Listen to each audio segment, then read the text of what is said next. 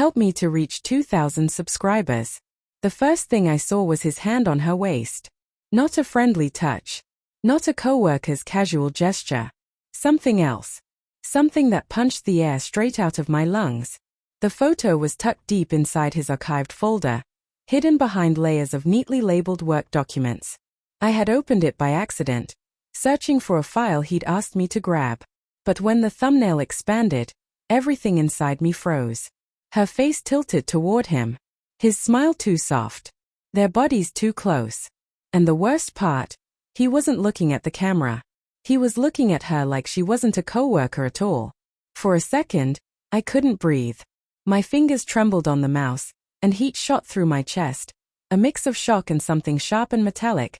Fear, maybe. Or instinct finally screaming what my heart had been trying to ignore.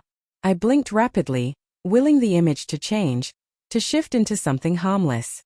But the truth stayed right in front of me, glowing on the screen. He always said she was like a sister. This is ridiculous, I whispered to myself, though the room felt too empty for my voice. But my stomach kept twisting itself tighter, because a part of me, the part one kept silencing, recognized the intimacy in that photo. Still, I tried to rationalize it. Maybe it was a joke. Maybe someone asked them to pose. Maybe my eyes were betraying me. I closed the folder, then opened it again. The universe didn't offer a different answer. Another picture appeared deeper in the archive. Another angle. Another moment. This time her fingers were brushing his jaw. It wasn't a joke. It wasn't innocent. And it wasn't something that happened by accident. My vision blurred with tears I refused to let fall.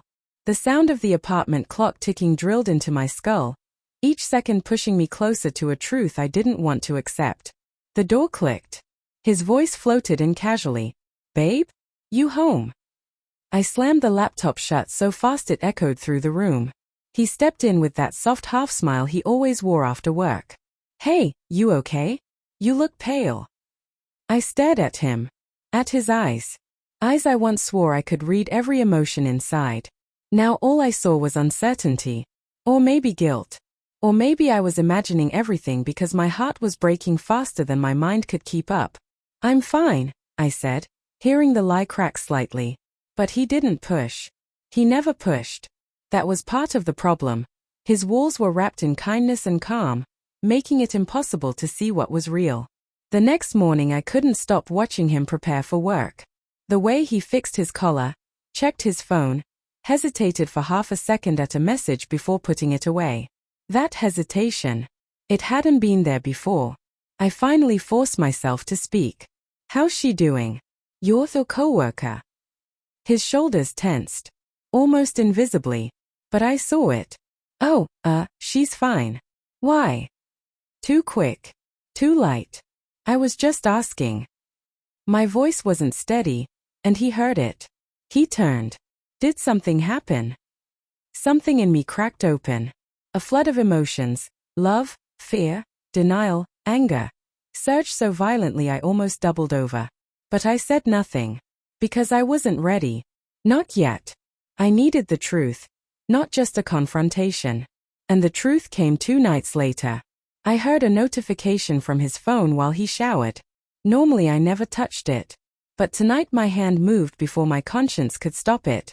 A preview message glowed on the screen. "I miss yesterday. Can we talk about it?" My chest clenched so hard it hurt.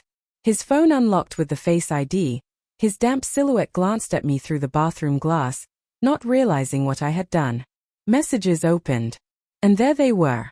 Photos. The same ones I found. Plus more. More laughs. More touches. More moments. More betrayals.